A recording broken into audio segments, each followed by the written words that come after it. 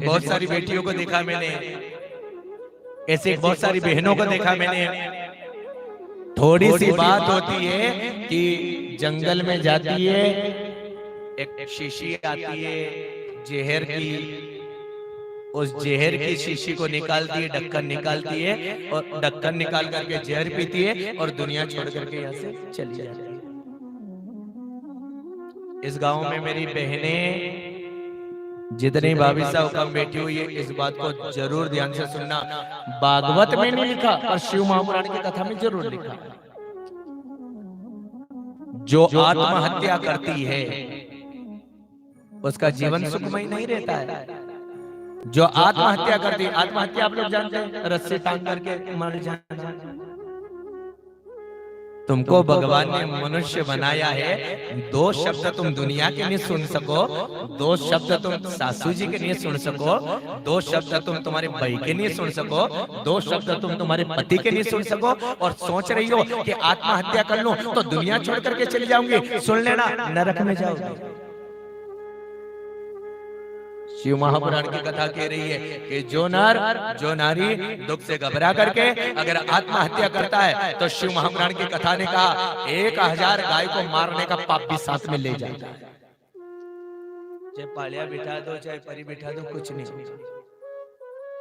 भगवान भी कहते हैं मैंने तेरे को इतना अच्छा जीवन दिया है, सुन तेरे घर में तो कितना सुंदर रहा, जानवरों को कोई सुख मिले या ना मिले पर तेरे को तो सुख मिला था, तूने उस सुख को समझा ही नहीं। इसलिए जितने लोग जिस समय आपके मन में ये भाव आ जाए गलत करने का मौका है, आज से सुन लेना, आत्महत्या करनी होनी इसके पहले मेरी बात मान लेना, 5 मिनट शिवालय में बैठ जाना, रस्सी वाले टांग करके आ जाना, वो शीशी जहां पड़ी वहां मिल के आ जाना, पर एक बार यहाँ आना शिवालय में 5 मिनट के लिए, और 5 मिनट बैठ करके मात्र ओम नमः शिवाय का जाप कर लेना। आज आप लोगों को मैं कह रहा हूं, मैं उदाहरण नहीं दे सकता, अब पंखे के ऊपर अगर रस्सी टंगी थी तो उन लोगों ने आत्महत्या करने का निर्णय बदला और सदा सदा के लिए भोले बाबा के प्रेमी बनने में भी देर नहीं की। एक बार आइए तो सही, शिव जी की कृपा हो जाएगी, महादेव जी की कृपा हो जाएगी, और भोले बाबा ने हमको ऋण दिया है, ये ऋण है हमारे ऊपर। कभी भी चाहे संकट आ जाए, चाहे कर्जा माथे पे हो जाए, टोपला टोपला टोपला कर्जा हो जाए, जमीन बिकने की कगार पे आ जाए, उस समय भी ऐसा निर्णय नहीं लेना। दाढ़ी बना लो, नर्मदा जी की परिक्रमा में चले जाओ, दाढ़ी बना लो, केदारनाथ की यात्रा पे चले जाओ, दाढ़ी बना लो, बद्री विशाल की यात्रा पे चले जाओ, पर कभी भी जीवन में ऐसा काम मत करना जिसके कारण आप तो दुखी होंगे पर आपका परिवार भी दुखी हो जाएगा। वहां यात्रा में जाओगे तो कहेंगे कोई दूसरा नहीं है अपना वाला जैसा, और कोई दुर्गति हुई या नहीं हुई तो मकान के आसपास काला कटा सांप बन करके घूमना पड़ेगा।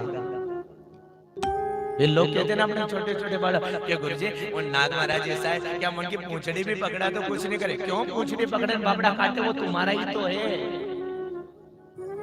फिर उस समय आपको दुख होगा, इसलिए आप लोगों से मैं निवेदन कर रहा हूँ, बाबा महादेव जी के सामने, भोले बाबा के सामने कभी भी जाने का काम पड़े नहीं तो एक ही बात कहना कि महादेव तू सद्बुद्धि देना, बाकी कुछ मत देना।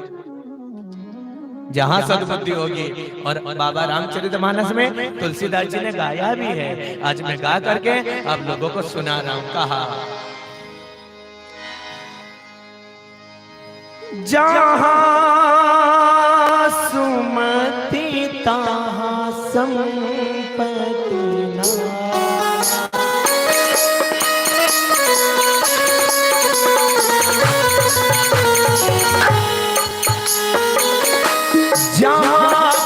मती तहां विपत्ति निदान,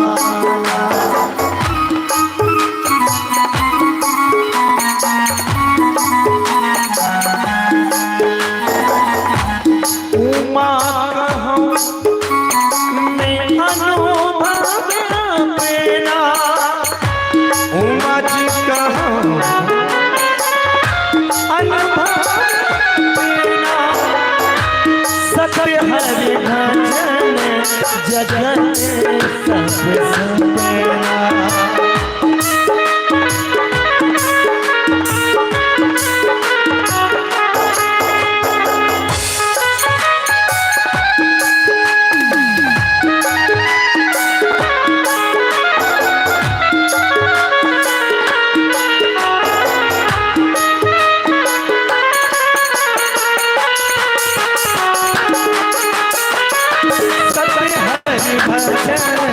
जगत सब सपना।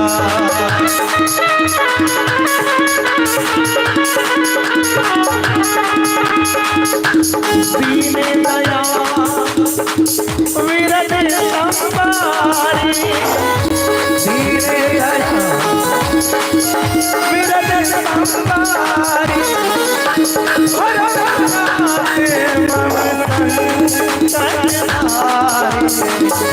श्री राम जय राम, जय जय राम।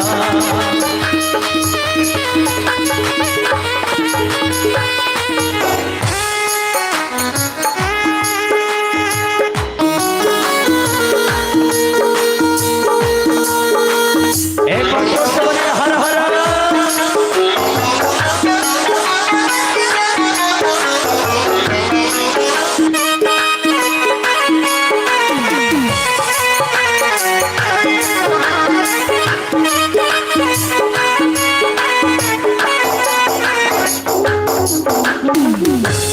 भोलेनाथ भगवान। ये जो रामचरितमानस की चौपाई मैंने सुनाई, ये भोलेनाथ भगवान ने कह दिया, ये आपका पति या आपका परिवार एक सपना है, कहा ना। अब ये पढ़ने गाए, उमा जी कहूं में अनुभव अपना, और सत्य हरि भजन जगत सब सपना। यहाँ हम लोग रोक